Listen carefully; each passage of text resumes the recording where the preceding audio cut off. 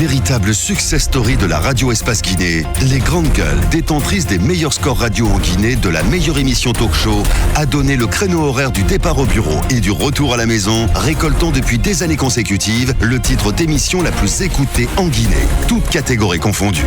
Un grand total de plus de 5 millions d'auditeurs ont été fidèles au talk show Les GG, diffusé jour après jour sur toutes les stations du réseau Adafo Média de 9h à 10h30, un exploit qui restera longtemps dans les annales de la bande FM en Guinée. Dans un instant, évidemment, avec l'équipe, il faut le dire, abruti, déshonoré, labouré, une jeune femme menace très prochainement donc de mettre fin à ses jours. Son histoire, un collègue de service profitant donc d'une visite de courtoisie à son domicile à Bokeh l'aurait agressée avant de la violer, malgré une plainte déposée donc auprès de la juridiction locale. Le présumé auteur de viol donc aurait bénéficié d'une relaxe pure et simple sans aucune forme de procès. Il le dit ce matin Tamba, et depuis prise entre raillerie et affabulation au travail, la présumée victime dit vivre un cauchemar qu'elle ne saurait supporter plus longtemps. Qu'est-ce qui s'est-il passé réellement? Nous allons essayer de comprendre ce matin à travers la victime qui va intervenir dans un instant, évidemment sur Radio Espace, à quel goulot d'étranglement se heurte ses démarches auprès de la justice, comment le vit-elle au quotidien. Elle va intervenir sous couvert d'anonymat un peu plus tard dans cette émission, les grandes gueules sur Radio Espace Guinée. Hier, vous avez suivi un petit peu l'actualité, ces manifestations spontanées, je vais dire à l'intérieur du pays, mon cher Moussa Moïsila. Bien entendu, il y a le cas de Tanen dont parlait Antoine Kourouma tantôt. Moi, j'estime qu'il y a quand même lieu de se rappeler d'une chose. Ceux qui sont en train de dérouler le programme de Alamane pour ce troisième penalty, parce qu'un penalty, on peut bien le rater, mais on peut le tirer, on peut le rater également. Ils ont le droit de faire leur mouvement à la manette. Ouais. Mais ceux aussi qui ne sont pas d'accord, qui refusent la manipulation, parce que lorsqu'on manipule, lorsque l'opposition, entre guillemets, manipule des citoyens, l'État, les gouvernants sont prompts à dire « Ah, tiens, vous êtes manipulés ». Donc la manipulation de l'opposition est malsaine. Ouais. Mais que dire de la manipulation des gouvernants? Que dire de la manipulation des ministres? Ouais. Donc eux, leur manipulation, j'ai comme l'impression que c'est une manipulation saine, acceptable, qui ne crée aucun problème. Au contraire, c'est grave parce que leur manipulation est encore pire à mes yeux. Tout simplement parce que ça se fait sur la base de notre argent, de nos deniers publics qu'on distribue. On m'apprend que la machine à distribution automatique d'argent pour le troisième mandat n'a pas encore commencé, que ça pourrait commencer bientôt parce que le FMI... Non, mais je sais de quoi je parle. Je sais de quoi je parle. Il paraît que le FMI et l'autre, parce qu'il y a le printemps de la Banque mondiale et du Fonds monétaire international actuellement du côté de Washington. Le ministre de l'économie, le ministre du budget hier, en tout cas tous ceux qui s'occupent des questions financières, je pense qu'on est en train de nous surveiller de près. Alors, on nous dit que ça n'a pas encore réellement commencé. Quand ça va commencer, j'estime que ça va être encore pire que ce que nous avons aujourd'hui comme réalité. Alors, vous allez voir des citoyens qui prennent de l'argent avec vous, qui les bouffent et qui refusent de porter les t-shirts. Oui, je suis jeune, oui, je suis républicain, oui, je suis d'accord pour une nouvelle constitution. Mais ces jeunes-là, quand ils refusent de le faire, c'est de leur droit. Alors, s'ils veulent extérioriser tout cela en portant ces t-shirts, on ne doit pas du tout les arrêter. Moi, j'estime qu'il y a péril à la demeure. On se rend bien compte que tout ce qui a été promis par ces détracteurs de la Constitution au chef de l'État, ils ne sont pas en train de les respecter. Beaucoup vont lui faire croire que c'est facile à mettre en œuvre. C'est vrai. Monsieur le Président, 1 milliard, moi je vous donne ta néné. Monsieur le Président, 2 milliards, vous avez Koya, Wankifon avec vous. C'est vrai. Je fais tout ça pour vous. Le Président peut-être ne comprend pas grand-chose, mais il faut qu'on arrête. Il faut lui dire la vérité. Il faut lui parler de façon assez claire pour qu'il sache s'il doit prendre une décision en fin de compte, que ce soit une décision basée sur des points qui existent, mais pas sur des affabulations. Pas sur des manipulations. Allez-y, mon cher Jacques Lewalino. La première des choses, il faut que le gouvernement sache quand même qu'il a interdit les manifestations et jusqu'à présent, cette interdiction n'est pas levée, ce qui veut donc dire que toute manifestation est interdite, qu'elle soit organisée par le parti au pouvoir ou par les partis d'opposition. On devrait respecter cela, même si on estime que c'est illégal de les interdire. Alors, autre chose qu'il faut ajouter, si bien entendu on était dans la logique de ne plus respecter cela, il faut bien laisser les gens s'exprimer librement. Ceux qui sont pour qu'ils aient la possibilité de le dire clairement, que ceux qui sont contre aient aussi la possibilité de le dire. Le jour où il y aura, n'est-ce pas, cette volonté d'aller à des consultations comme le président l'a dit, je crois chacun pourra aussi s'exprimer librement. Maintenant, derrière, je crois qu'il doit y avoir, puisqu'il y a des initiatives déjà en place ici à Conakry qui voudraient s'opposer à tout projet de modification de la Constitution, je crois que ces initiatives-là doivent être bien mûries pour que le travail à faire ne nous détourne pas de l'essentiel. C'est-à-dire on va vouloir se battre pour quelque chose alors qu'il y a des préalables qu'on ne doit pas oublier. Il y a des processus en cours qui ne sont pas terminés.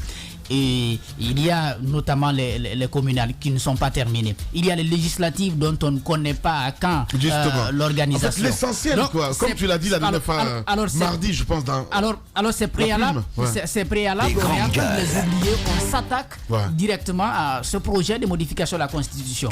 Le pouvoir peut bien jouer sur ça à l'avenir. C'est-à-dire, on va se réveiller en 2020. On dit, bon, maintenant, qu'est-ce qu'il faut faire? Il faut commencer par ce qui n'a pas été fait en 2019. Et le glissement, il est là. Je crois que nous sommes des candidats. Il faut faire très attention pour les partis politiques d'opposition, tout comme pour les organisations de la société civile qui se battent. Je crois qu'il faut exiger que ces processus qui sont en cours ou qui doivent avoir lieu maintenant ait lieu à date. Ce n'est plus à date parce que nous avons dépassé les délais, mais que ce processus-là ait lieu quand même avant la fin de l'année 2019 pour nous permettre, n'est-ce pas, de ne pas aller au-delà de 2020. Sinon, bien entendu, disons que l'argument que le président posera sera difficile à rejeter parce que bien entendu ça n'a pas été fait, donc on nous détourne de l'essentiel. Allez-y madame Yoro. Non, mais je me souviens qu'il y a quelque temps la CENI dans ses consultations avec les partis politiques parlait de l'organisation des législatives vers la fin de l'année 2019. Je me demande si tous les moyens sont mis à leur disposition ou bien si ils sont sur la voie d'obtenir ces moyens. Mais ce que je voudrais dire, il faudrait qu'à un moment donné qu'on évite ce qu'on est en train de cuisiner quelque chose qui peut un jour exploser sans qu'on le sache. Imaginez ces petites réactions de part et d'autre, une réaction au palais, des jeunes qui viennent parce qu'on parle de Alamane, Amoulanfé. Il y a ces deux idées qui sortent. D'aucuns veulent, d'autres ne veulent pas. Et puis après, vous voyez Dubreka, vous voyez Koya, on parle aujourd'hui de Tanene.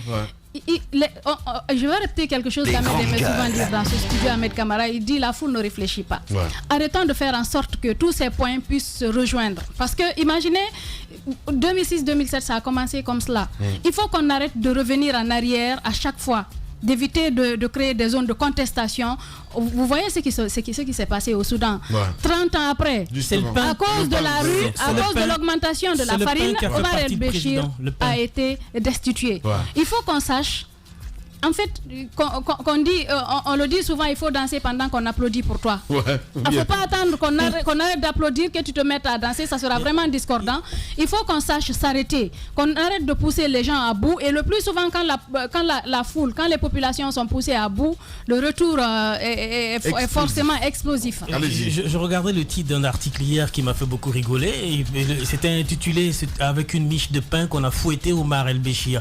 Et donc, c'est emblématique de la situation. Mais ce qu'il faut dire, c'est que je voulais juste un peu répondre à Moussa pour dire que le financement des mouvements Alain Mané a bien commencé, mais sauf que ce sont des financements qui passent par des hommes d'affaires, par des structures parallèles sur lesquelles l'État a misé, mis la pression et leur directé. On vous a donné quelques contrats, tel, alors financez le mouvement, sinon on vous les retire. Et donc ces gars-là sont obligés de mettre la main à la poche. Je ne vais pas citer, mais le moment venu, on va en parler. Sur la modification de la Constitution, il y a plusieurs avis. Vous avez vu, on ne peut pas faire quand même un mouvement à Dubreka, un mouvement à Koya, sans qu'il y ait des sorties d'argent. Ça, c'est évident que c'est clair. Mais le président de la République doit comprendre une chose. C'est vrai que l'argument, c'est ouais, le référendum, ce n'est pas illégal, etc. Oui, ils ont quelques points dans la nouvelle constitution, puisqu'il y a la copie quand même qui circule. C'est que dans cette copie, je pense qu'il est important qu'ils sachent que même s'il y a un référendum, même s'il y a modification de la constitution, mais ça peut se faire sans lui. S'il a la volonté de nous donner une constitution qui émane de la volonté du peuple, comme il semble placer l'argument, c'est-à-dire que selon eux, c'est un groupuscule qui s'est installé au palais du peuple et ils ont décidé du sort de la Guinée en nous donnant une constitution. D'accord, mais si vous voulez que le peuple s'exprime, ok, mais le peuple peut s'exprimer, sauf que ça peut se faire sans lui. Il faut qu'il reste dans cet esprit démocratique. Il a fait ses 2 mandats, il doit partir au bout de ces 2 mandats. Maintenant, s'il veut nous léguer des instruments qui nous permettent d'instaurer une république, comme il dit, une démocratie véritable, eh ben il peut le faire, mais sauf que ça peut se faire sans lui. J'entends parler du couplage des élections dont vous parliez, législatives, etc., avec le référendum. Tout ça c'est bien, mais bon, monsieur le président de la République, vous pouvez bien le faire, mais si c'est sans vous, je pense que ça peut passer. Allez-y, mon cher Antoine. Ce qui fait rire, c'est que ces violences ont lieu sur le territoire du Moro-Naba guinéen. Le patriarche de la Basse-Côte qui avait interdit, Les grandes gueules. de brûler les pneus à Conakry, qui avait interdit à ce qu'en Basse-Côte on brûle les Là, pneus. il n'ose pas. Hein. Mais hier, des t-shirts ont été brûlés à Tanene, des affiches ont été brûlées à Tanene, hein. mais il n'a pas dit un seul mot. L'impression que j'ai, c'est qu'on fait des annonces. Gare à lui. Il n'est pas là, il est souffrant. D'accord. Ah oui, ouais. Dans ces circonstances pareilles, il est souffrant. Il y a ces soldats.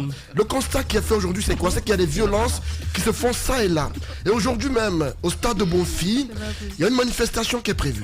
J'entends dire qu'il y aura un meeting de soutien au président de la République. Et j'entends de l'autre côté qu'il y aura des infiltrés, des personnes qui viendront pour empêcher la tenue de ce mouvement. Ouais. J'estime qu'il est important que si on est en démocratie, qu'on laisse chacun faire son mouvement. Ouais. Lorsque le camp A a envie de soutenir, qu'on le laisse soutenir. Si le camp B veut aller contre, qu'on le laisse aller contre, mais qu'on n'aille pas faire de la violence, parce que la crainte c'est que ça n'aboutisse à des choses regrettables. Parce que le front imprévisible. Le front a annoncé des actions qu'il compte entreprendre dans les jours à venir, parce que j'apprends que Sidya Touré et quelques-uns des membres du front comptent aller à l'intérieur du pays, sensibiliser les populations pour les emmener à ne pas écouter cette question du référendum, ce qui est normal.